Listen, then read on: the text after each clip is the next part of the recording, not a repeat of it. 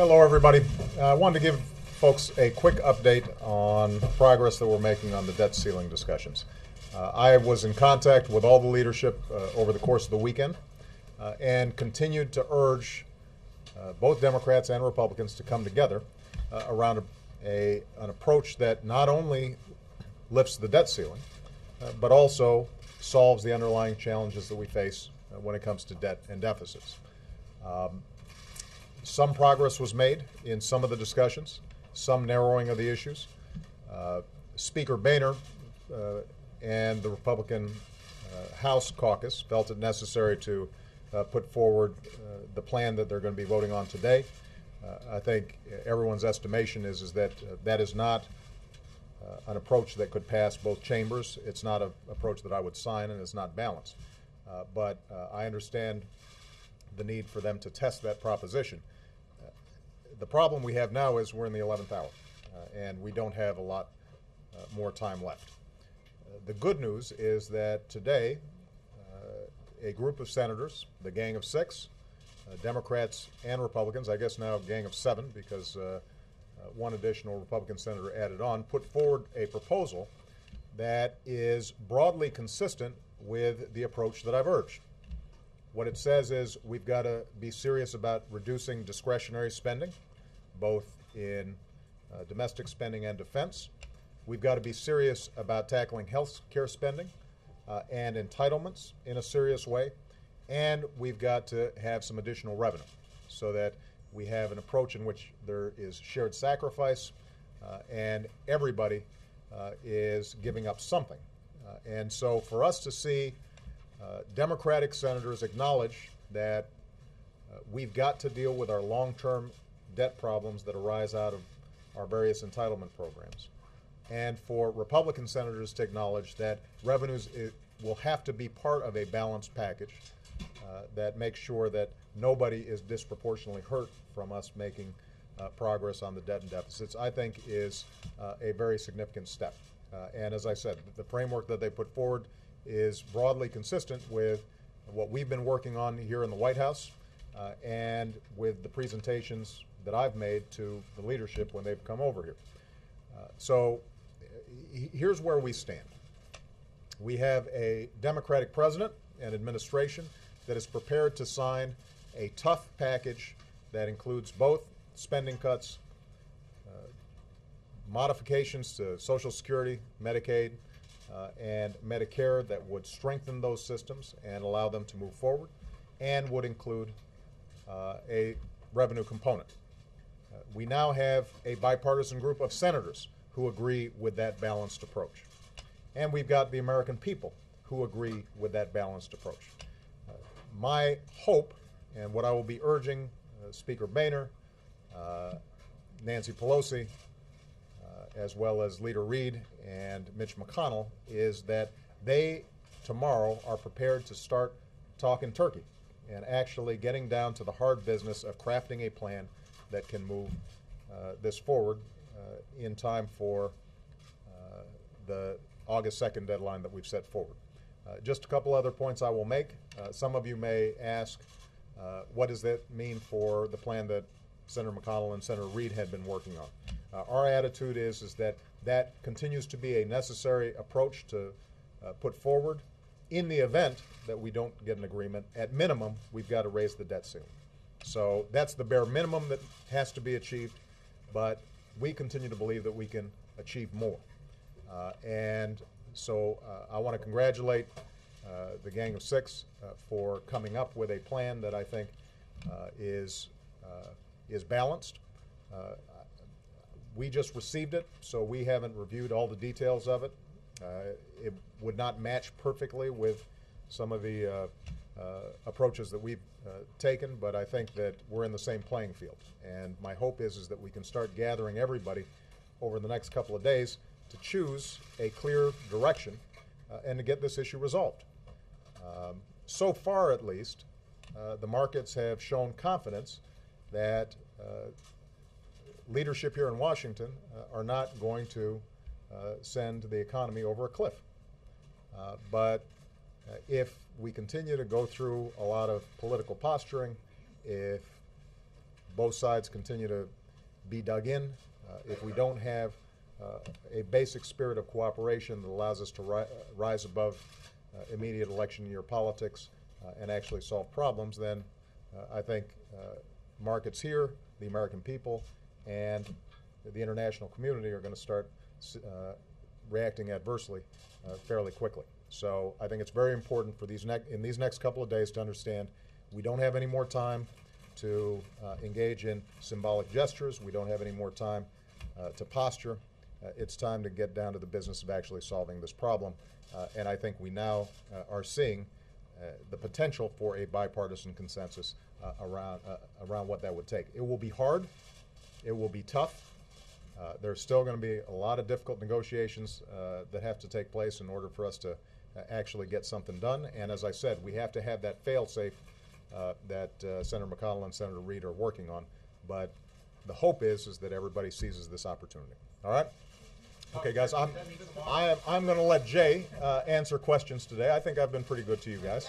But after the votes today in the House, I'll call up Speaker Boehner and the other leadership, and we'll arrange for times where we bring folks back here. And hopefully, we'll be able to report on some additional progress over the next few days. All right? Thank you very much, guys. Supporting the Gang of Six plan? Would that be in the next day? Well, as I said, I think what you're going to be seeing is an evaluation of that plan versus the things that we've been looking at. I think what you're going to see is some significant overlap. But obviously, just because we might agree in principle with a range of issues with 6 senators or 7 senators, that doesn't get us out of the House of Representatives. That doesn't get us out of the Senate. There's going to have to be a broader agreement on the part of all the leadership that we're going to get this done in a serious way, and we've got a tight deadline to do it. All right? Thanks, guys. I hope you enjoyed the warm-up act. That's probably bad, right? I do have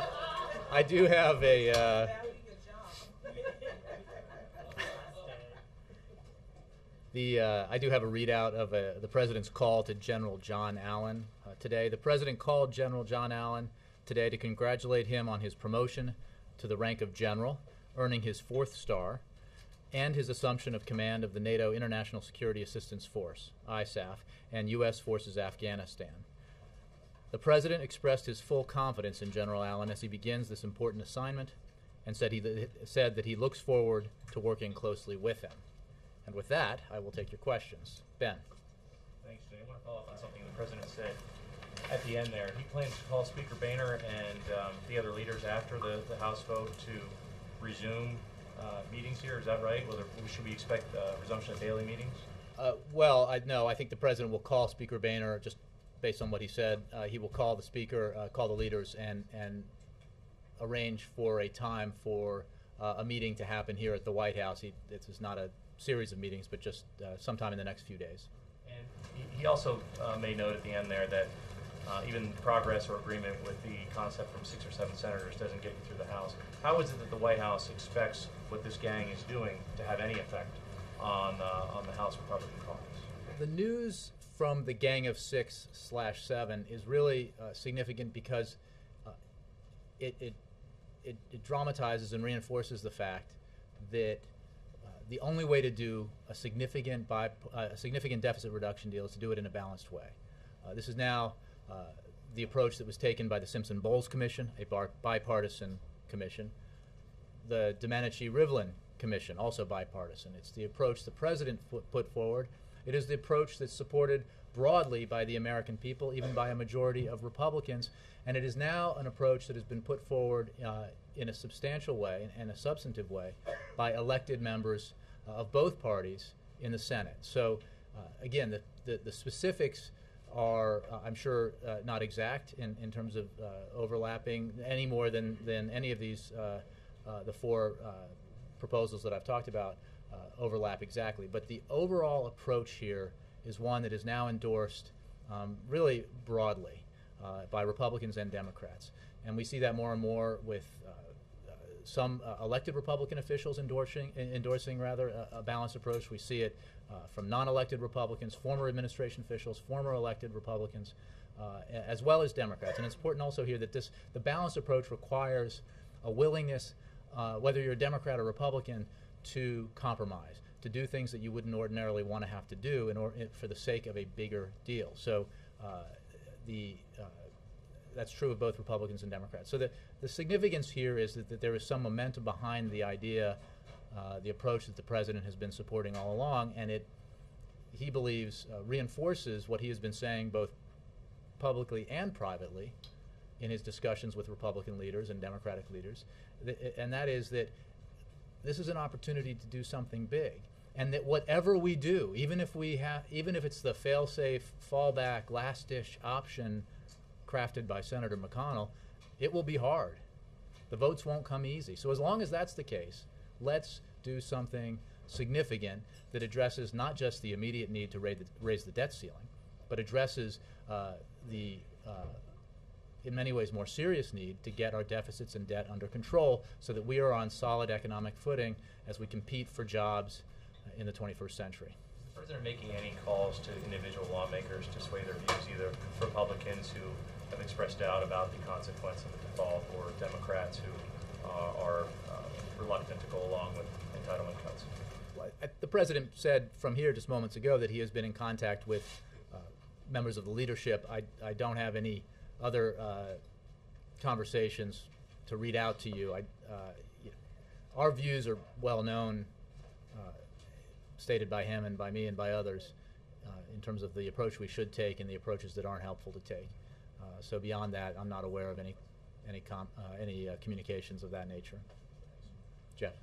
Jay, the president and you have mentioned the last-ditch backup McConnell plan, but the ratings agencies have said, specifically S&P, I think, that with that solution they would still downgrade the U.S. Is that threat a concern for the White House if that's the plan that you end up going with? What the ratings agencies do is, I can't address.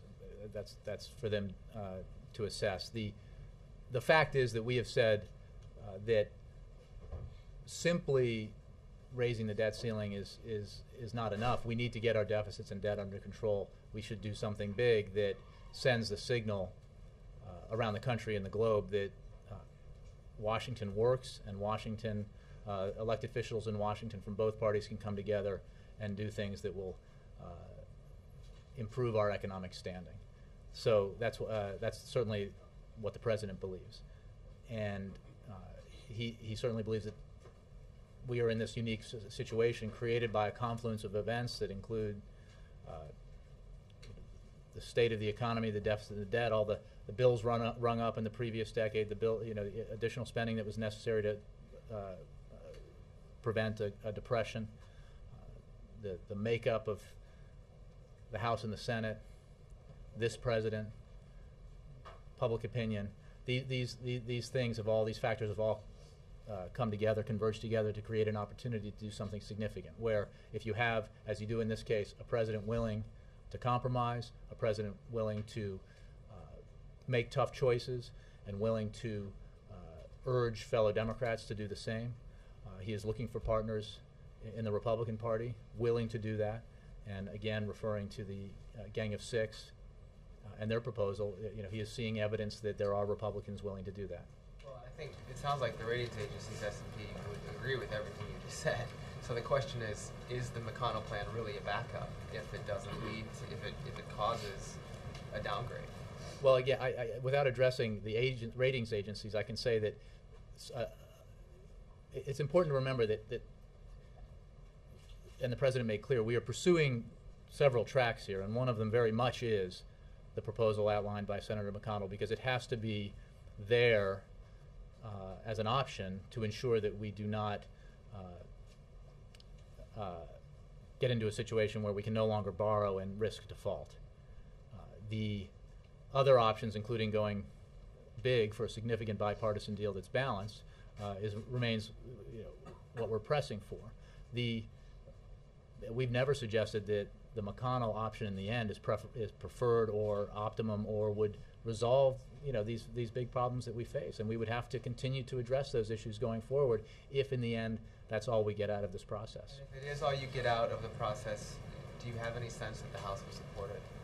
you know, there are folks with a better sense of what the House will support than I have, and I would certainly stop first at the offices of the House Republican and House Democratic leadership. So we make our case. We believe that the leadership in both houses shares our view that default is not an option, that allowing our capacity to borrow money end is not an option, and that, you know, that will not happen. That in the end we will maintain the full faith and credit of the United States. Meanwhile, we hope we can do something even more significant than that. Yes, Jay. Do you think it's a fair criticism at all of the President and the White House that there has not been a plan presented from him on paper to the American people that they can judge for themselves? The House has voted on a plan. I understand you don't like it, but it is a plan. It's on paper. People can judge it. Mm-hmm. Jake, the President put forward a budget. The President put forward a framework. The President has made clear in his negotiations with congressional leadership exactly and in great detail what a grand bargain, if you will, would look like, and the steps he'd be willing to take and the measures he'd be willing to support to make that happen. And the suggestion, deficit reduction, though. I mean, that was the suggestion, he also came to an agreement with Congress for funding fiscal year 2011, that represented substantial historic cuts in spending. The fact is that any assertion that the President has not been specific and that the members of Congress who have been in the room don't know what this administration, this President is willing to do, but it stems from the calls by Republicans for some plan to be put forward. Our argument is what we're willing to do is clear. He has spoken about it as recently as late last week with you in general terms about what we're discussing. Where, you know, the parameters of what this looks like are not very complicated, and calls for plans and symbolic votes and that sort of thing are efforts to slow the process at a point where we don't have a lot of time. It's gorilla dust, as I've said in the past. This is not, you know, there is no mystery here about what we need to do and what a bipartisan balanced approach would look like and what it would require of all parties. There are now substantial plans that mirror that bipartisan balanced approach that are on the table in great detail. And again, there is the President's framework and the conversations he's had with leaders. What you have is you have the House passing. That's a very long way of saying no, I don't agree with that criticism. The House is passing something that many observers feel would never pass the Senate, and the President has said he would veto. Mm-hmm. The Senate is passing the McConnell-Reed plan. It's not clear that that could pass the House. The Gang of Seven plan, it's not clear that that could pass the House. Would this not be an opportune time for a president to lead and say, this leadership is not proposing a plan for the sake of having it voted up or down and likely voted down because it is, look, you know how this town works and how Congress works. If an individual, whether a Democrat or Republican leader, steps forward and says, this is my plan and solely my plan, it makes it a lot harder for that plan to be the basis for a bipartisan compromise. The way to reach a bipartisan compromise is in bipartisan negotiations where a plan emerges that is the product of that negotiation and is supported by Republicans and Democrats and then presented. Otherwise, your chances of actually achieving something diminish greatly. And I think that there is certainly plenty of history to support that idea. And that's the approach, and this is what the President and others have talked about. Bob Dole, former Senator Dole talked about, and the way these things work. You have to get in the boat together so the boat doesn't tip over. That's the approach the President's taken, not because he wants to win political points, but because he wants to get a deal that the American people can support. Every time there have been specifics on the table, the President has not gotten in the boat with his own deficit commission. Jay, we can argue about this, or you could have me on and we can talk about this. The President's been very clear about what he's willing to do, and the way the President has approached these negotiations has been designed precisely to achieve a result and not to achieve political points. How's that working out for you? We're closer now than we've ever been. Yes. The President talked about being prepared to make some really tough choices to get a deal done here. Was he not taking that posture earlier on in the negotiations? Was he not willing early on to make some of these tough choices, and now because... No, quite the opposite. Since the beginning of these negotiations and prior to them, since the time he put forward his framework, which he has been calling for a balanced bipartisan approach. And once the negotiations with the 8 members of Congress began, and then separately in conversations at the very serious conversations the President had with the Speaker of the House, he was quite clear about the kinds of tough choices he was willing to make. So Medicare, Medicaid, Social Security, all of those were early on part of the tough choices he was willing to make? Certainly in the conversations that he had with the Speaker and in the presentation of his position and the administration's position, he has been clear all along that he is willing to deal with entitlement spending in a way that strengthens those programs for the future, yes. And in terms of the sell to get lawmakers to buy into this Gang of Six, if the White House is comfortable with all of the details of that plan, what is the plan to reach out to lawmakers beyond just the 6 or the 7? Well, I don't want to get ahead of where we are. Obviously, the House is going through an effort today that once they get through, we can turn our attention back to negotiations that could lead to something that could actually emerge from Congress and the President could sign into law. And this is a fluid situation, so I can't. I know there's a lot of interest in schedules and meetings that might happen or might not happen, or when the President may or may not speak. And I confess to you that we don't have specifics for that because we don't know yet, and it depends on how these negotiations and talks unfold. Nora? So is the President's plan now the Gang of Six plan? No. Let's be clear. As the President stood up here and said moments ago, we've just begun to get the details of the plan. The point that the President wanted to make is that the Gang of Six, now 7, has put forward a proposal that broadly mirrors the approach that the President supports, that Simpson-Bowles support, that Domenici-Rivlin support. And that is very helpful in making the point and making the case that a balanced approach is really the only way to get significant deficit reduction, and to do it in a way that does not require undue sacrifice of any one segment of society, of seniors or parents of disabled children, for example. So that obviously we will review the details of the Gang of Six proposal, and we will compare them to the President's approach, to other approaches out there, and anything that might emerge, if in fact we are able to do something significant, would be a negotiated settlement, if you would be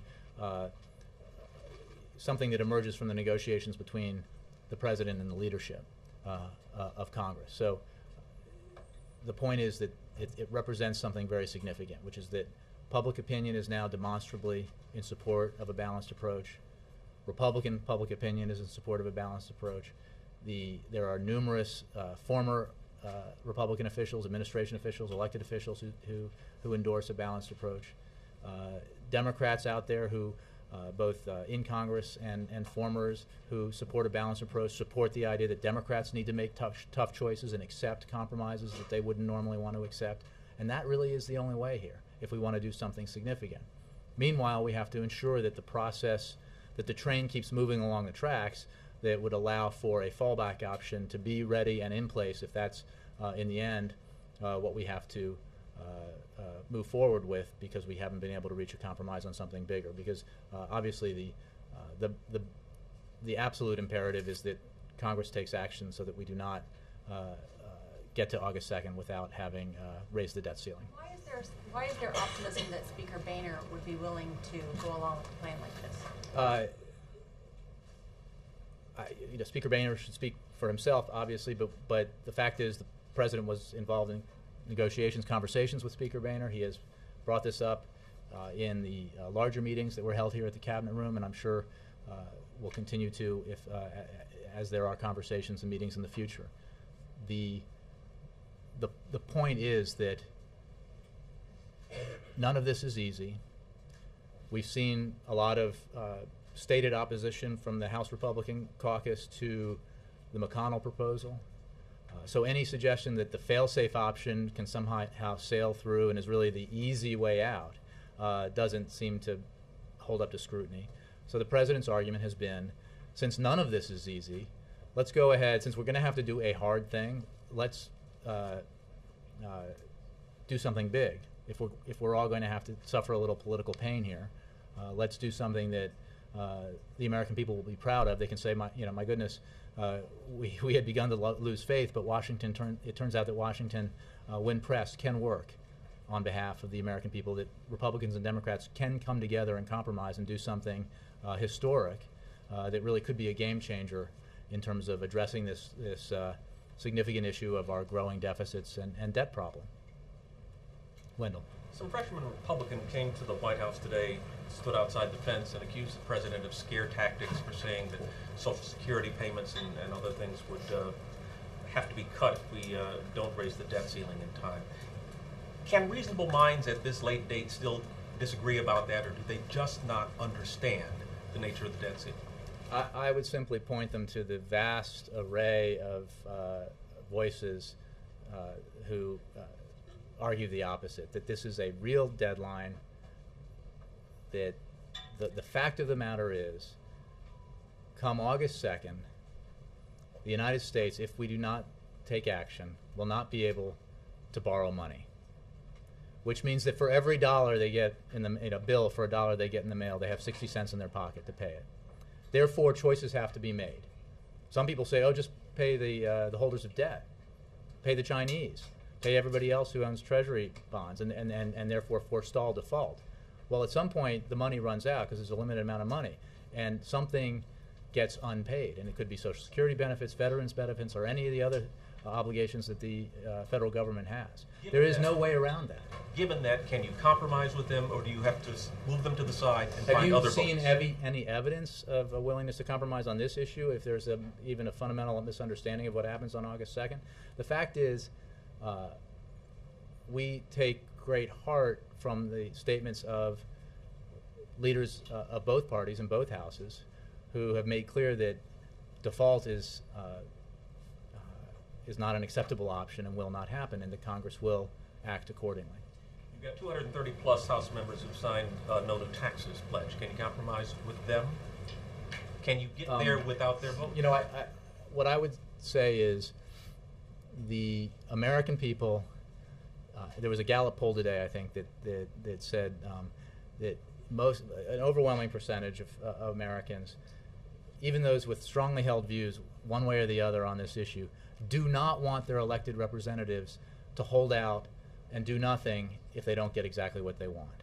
That they expect their members, their elected officials, to compromise, to do the right thing. And that is the approach that we should all take. That is not... Even if it means violating the pledge. Well, you know, there is a fascinating debate going on about the usefulness of pledges, but beyond that, I think Senator Coburn said in one of the newspapers this morning, made a good point about that holding out and refusing to eliminate corporate loopholes that provide special interest subsidies to certain industries or manufacturers or purchasers of corporate jets, for example, it hardly seems like a stand on principle. If your stand is that taxes should not go up on average Americans, because that is certainly not what the president is proposing. In fact, this president has reduced taxes on middle-income Americans consistently since he came into office, and is proposing that we extend the payroll tax cut for everyone who pays payroll taxes into another year. So I think that members of Congress have to make a choice about what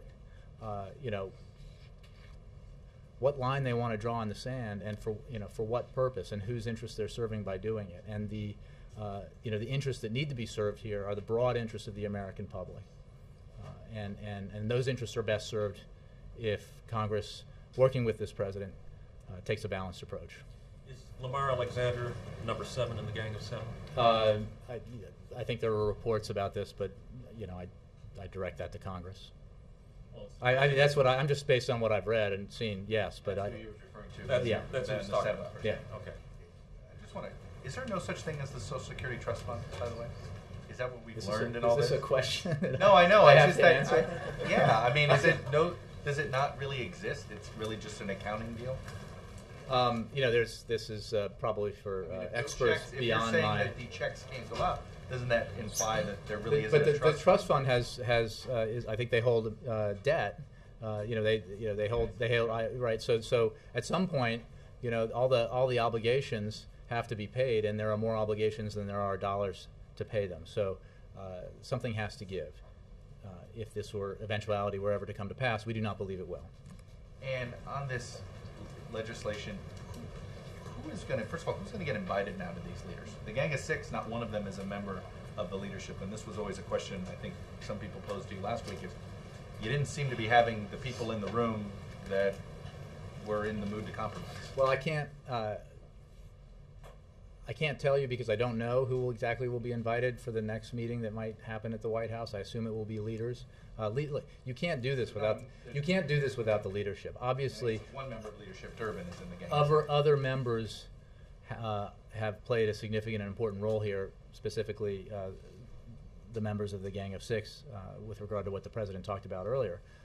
But in the end, you need to move something through Congress, through both houses. You need to work with leadership to do that, and so that's why the president met so many times with leadership last week, and why he'll meet with them again.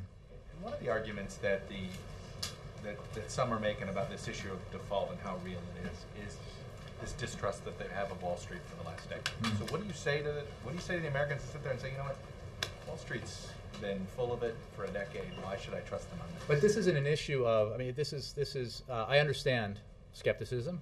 The fact is that this is a question of Wall Street reacting to something that it's not controlling, and it's reacting to Wall Street and markets around the globe to a situation that would come to pass where the United States no longer has the capacity to borrow money, which could put the U.S. at risk of default. So that anticipation of that could affect markets, and certainly if that were to pass, it would affect interest rates, and the ripple effects, the impacts of that would go on and on and on, and affect every American who holds a mortgage or has to pay down a credit card debt.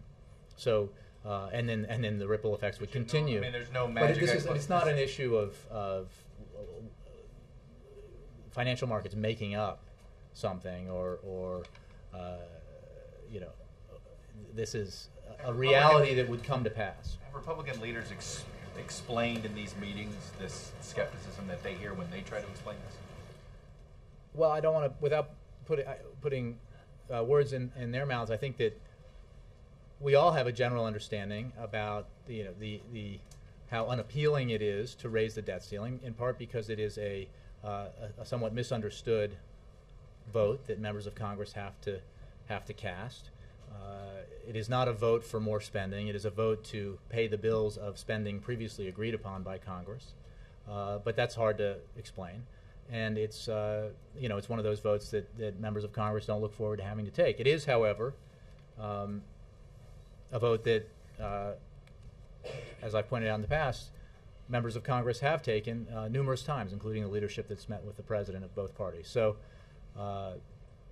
and the resistance to this stems from a legitimate concern about the need to get our deficits under control, the need to reduce spending, the need to address our long-term debt. However, it is cutting off your nose to spite your face, because it is refusing to raise the debt ceiling would be consigning the economy potentially to another recession, certainly to reducing growth and job creation, to the kinds of eventualities that would precisely would do the most damage to the cause of creating jobs and growing the economy. So, in the end, this is all about hypotheticals, because we believe very strongly that Congress will take the action necessary. Yes, Carol. The president said that he made the point that a Democratic president, obviously himself, Republicans and Democrats in the Senate, and the American people are support what he describes as a balanced approach. Mm-hmm. Was his intent to isolate House Republicans? No, it was not to isolate. It was to to urge, cajole, persuade members of Congress of both parties. And let's be clear: there are Democrats who don't relish the idea of making the kind of compromises that would be necessary here for them to make. But it was to point out to members of both parties, yes, Republicans, but also Democrats, that the public expects their representatives in Washington to compromise, and in this case, to deal with the long-term deficit and debt problem that we have in a balanced way that spreads the sacrifice, spreads the burden, so that seniors, others who are vulnerable in our society don't have to bear the brunt, bear the cost of the measures that we need to take to get our deficits under control. How closely was he in contact with Senator Coburn and others in the lead up to the announcement today? Well, I think as he pointed out, we're just getting the details of the plan. So obviously, throughout this period of months now, there's been periodic conversations that have been had from members of the administration with senators who make up that group. But as you know, the president is friendly with Senator Coburn. But on the specifics of this proposal, I think we're looking at them now. But he's spoken with him in the last week or so. I don't know that for sure, but it's entirely possible because they speak every once in a while. Jay, you said a minute ago that Americans expect their representatives to compromise. Not all constituents want their representatives to compromise. Many constituents say, we elected you not to raise spending, not to raise the debt limit. We expect you to abide by that. Right. I certainly wasn't suggesting that every American felt that way, just that majorities feel that way, and I think that's reflected in some of the polling data that we've seen recently. Has there been any outreach today with members of the Gang of Seven? I think that, similar to Carol's question, you mean at the presidential level? Or at any level? I'm not sure. I think it's possible, but I don't know. We are just just reviewing the details of their proposal. So I don't know if there's been conversations. I don't think the president has spoken to any members of the Gang of Seven. I could check that, but the details are just we're reviewing now. Juliana? The president warned that we're at the 11th hour, and if compromises it seems soon, then markets here and around the world are going to begin to react adversely. You yesterday said, though, that Americans don't have anything to worry about when it comes to whether or not the debt ceiling will be raised. So at what level of certainty does this administration have that come August 2nd, the debt ceiling is going to be raised? As the president said, and as I've said, we remain highly confident that Congress will act to ensure that we retain, as the United States government, our capacity to borrow money after August 2nd. The question now is, what measures do we take to get there? Do we do something relatively small to ensure that we do that, or do we do something bigger? Do we just deal with the issue, the need to raise the debt ceiling, or do we deal with the bigger problems here and address our deficits and debt? The president supports doing as much as possible, trying to reach an agreement on the biggest deal possible. And the biggest deal, or a big deal, requires balance, requires an approach that reduces spending in non-defense discretionary, reduces defense spending, reduces spending through entitlements by reforming them, and spending in the tax code. And that option remains on the table and is reinforced by the approach taken and announced today by the Gang of Six. The administration is saying that Congress will get its act together, that the debt ceiling will be raised. Then why should the markets react adversely if they don't see? Well, as the president said, they have not yet. They have demonstrated a fair amount of confidence that Congress will act, and that's confidence that we think is merited. Obviously, we won't. We have to move through the next several days and to get to that point and make sure that it happens. But we believe it will happen. Yes. The president said there are some parts of the Gang of 6 or 7 proposal that don't line up with what the White House would like. What's he referring to? Again, we're just reviewing the specifics. I don't have specifics to point you to that.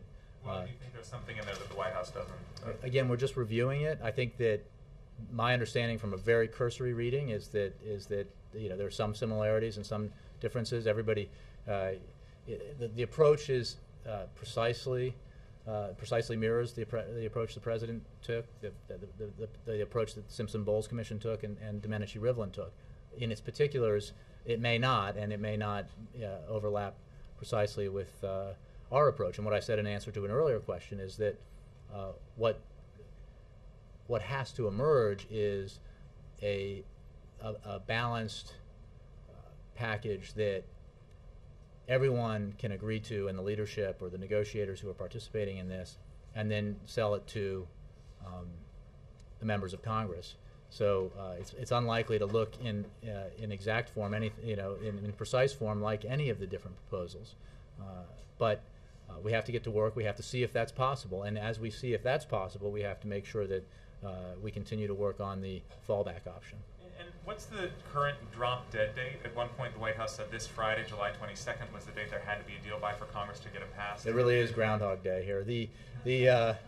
Let me be clear about it has to be the dozenth time, but the July 22nd date is an estimation based on a general understanding of how Congress works and the time it needs to move legislation through. And if you had something move through the Senate and then move to the House and then had to be reconciled, then had to vote on again and has to get to the President in time, it is not a precise date. What we have to have this week is significant, very clear progress where we know where we're going, and we're close to getting there. I guess what I'm saying is we all know Washington likes to go right up to the deadline. Mm-hmm. If the White House isn't giving a specific concrete deadline, where's Washington going to go? Well, there are grown-ups in Congress who understand how they work and understand what they would need to do to ensure that action is taken and a law is signed by the President prior to August 2nd. Why not give a hard deadline? Why give a hard deadline? I mean, again, this is because it's hard to. You would always have people who. What we know is a hard deadline is August 2nd, because that is driven by numbers analyzed by experts, careerists at the Treasury Department. Beyond that, you're making estimates about how fast Congress can act and how it will react. 535 members of Congress through a process that is never precise. This is not the Central Committee of the Communist Party, right? This is the United States Congress, and each individual has a voice and has a vote, and it's hard to anticipate in every detail how this thing will play out. That's why you need to build in a cushion, a certain amount of time, but you cannot be exact about how much time you need because we can't predict the future. David, right? Yes. Welcome. Thanks, Jay. You continue to say that you're just getting the details of the Gang of Six plan. I'm just curious if you could just explain how you intend to respond to that plan once you've digested those details. Do you intend to come tomorrow and say this is the part of the plan we agree with, this we don't? I confess I don't anticipate. I don't know how we will react to it. We in general, as the President made clear, support the approach. It's entirely likely that not every specific will be exactly the way we would do it, or exactly the way Simpson and Bowles would do it, or Domenici-Rivlin, or exactly the way a bipartisan balanced compromise would look if it emerged from these negotiations. But the general approach is something that we endorse, and we welcome the role that it's playing in making clear that that's the way we have to go if we want to do something big. Peter. Thanks, Jay. The President just expressed general support for the framework backed by the Gang of Six. Mm-hmm. This work is itself tracks the work of the Bowles-Simpson Commission. So doesn't this raise a question about why the President didn't engage the Gang of Six earlier, maybe support Bowles-Simpson in a more full-throated way, and maybe build public support for this kind of grand bargain without a looming federal default?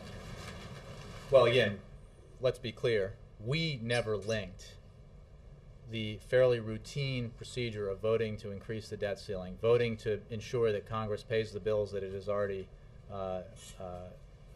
taken on, to action on the deficit or the debt. That was not a link we ever made. And there is not a necessary link. We believe that an opportunity has been created by that political linkage, if you will, to do something significant, and that we ought to do it now when the opportunity is here. The fact is that, and that's like a little history and perspective is important. The Simpson-Bowles Commission exists, or existed rather, because the President of the United States created it. Why? Because there was a move to create something similar legislatively that had the support of Democrats and Republicans. Once the president endorsed that idea, 7, I believe, co-sponsors on the Republican side of that legislative proposal withdrew their support. Okay? So it failed. Therefore, it had to be created by executive action. The president did that, demonstrating again his seriousness in addressing this problem. When the Simpson-Bowles Commission emerged, we talked about how much we appreciated its approach, and it has been a frame and a guide to the president's actions ever since. We did not agree with every specific in it, but it has been a huge contribution to this debate. And again, it was a contribution that did not only existed because the President of the United States made sure that it existed. So I think that we have to understand when people talk about, oh, Simpson-Bowles, as if it were some like immaculate conception that just arrived on the doorstep here, and that the president somehow didn't embrace. He created it. He caused it to happen, and he has been the approach he took in his budget, the approach he took in his framework, adopted many of the provisions within the Simpson-Bowles Commission report. Did you make the link, Jay, because you saw an opportunity politically to get that done? Or did you make a link because of the reality that the Republicans were not going to vote for a debt ceiling increase without attached deficit reduction? Well, they asserted that. We live in a democracy with a divided government and a two-party system that's very robust and competitive, and we deal with that reality. And presented with that fact, we have, with great focus, worked with and negotiated with Congress to try to get a deal that ensures that we do not default, that we maintain the full faith and credit of the United States government, and that we address the need to reduce our deficits and get our debt under control. And this president feels very strongly that as long as we're doing hard things, we should do the hardest of all, which is go big and try to get significant deficit reduction in line with the $4 trillion over 10 to 12 years that everyone who's put forward proposals in this debate thinks is the right answer. Yes, Keith. Jay, as I understand it, one of the major provisions of this Group of 7 deal is You're going to ask me a question about specifics that I won't be able to answer because I think, as we made clear, and the President made clear, I don't know the specifics of the proposal. It's the elimination of the alternative minimum tax, which would in fact be scored as a $1.5 trillion tax decrease. Just generally, is the President willing to look at a bill that would actually be a net tax decrease? Again, as I think I just pointed out, I don't even know the specifics of the provision. They put their proposal forward not that long before the President came out, so I don't know how to address that or speculate about how the President will react to it. Okay, one more. You've covered these things on the Hill for a long time. You know this can take a very long time. If they are close to some kind of deal like this that is palatable to the President, would he consider extending the debt ceiling for a couple of weeks or something like that to allow a good deal to get done? I'm not going to speculate about how that might play out. Well, he said before that he would veto that. Again, it's a question that, whatever he said in the past stands. I don't want to speculate. Chris Geithner. Yeah, the president has said in the past that he opposes the Defense of Marriage Act, but he is yet to endorse the Respect for Marriage Act, which is this specific piece of Senator legislation Feinstein. aimed to repeal the bill. Tomorrow, the Senate will hold the first hearing into that bill. Is the administration ready to endorse that bill? I can tell you that the President has long called for a legislative repeal of the so-called Defense of Marriage Act, which continues to have a real impact on the lives of real people, our families, friends, and neighbors. He is proud to support the Respect for Marriage Act, introduced by Senator Feinstein and Congressman Nadler, which would take DOMA off the books once and for all. This legislation would uphold the principle that the federal government should not deny gay and lesbian couples the same rights and legal protections as straight couples. And a follow-up. In line with that, the administration is also still in court defending Don't Ask, Don't Tell. Tomorrow also will be 3 weeks since the President said that certification will come in weeks, not months. Has the President spoken with Secretary Panetta or Admiral Mullen about the certification since he made that statement, and where does it stand? I don't know if the President has had those conversations either with Secretary Panetta or his predecessor or with Admiral Mullen. What the President said remains the case and our expectation, but I don't have any more information for you on that. Yes, sir. And then Connie. Yeah. Thank you. The clashes, Syrian forces have been still cracking down on the protesters, and just today, mourners on his funeral actually again were attacked by the Syrian regime forces. When your administration is going to say enough, as you said in Libya, Gaddafi, and second is Secretary Clinton was in Istanbul just over the weekend for the Libyan contact meeting.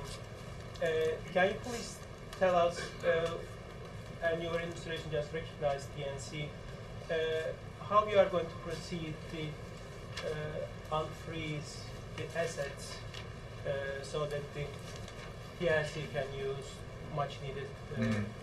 Well, let me address your question about Syria first. I mean, we have made clear that enough is enough when it comes to the brutal treatment that the Syrian government has brought to bear against its own citizens. We have continued to call on that regime to halt its campaign of violence, to pull its security forces back from Hama and other cities, and to allow the Syrian people to express their opinions freely so that a genuine transition to democracy can take place. Furthermore, we've made clear that President Assad has lost legitimacy.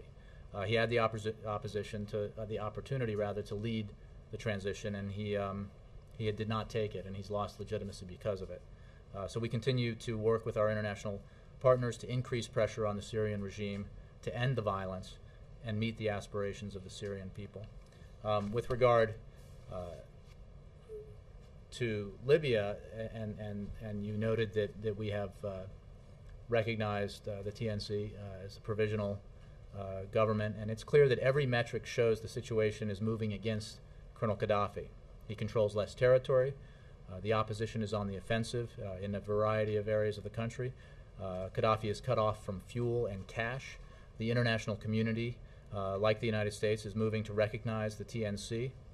And the meeting that, well, I would just simply say that we continue to work with our partners to continue to put pressure on Gaddafi, and we are working to free up. Part of the recognition process was precisely because we wanted to make it easier to free up funds for the TNC. So that process is ongoing. Can you tell us the level of partnership with Turkey, since Turkey has been more active? Some U.S. officials over the weekend state that Turkey is not going as much as the U.S. or EU in terms of pushing Assad.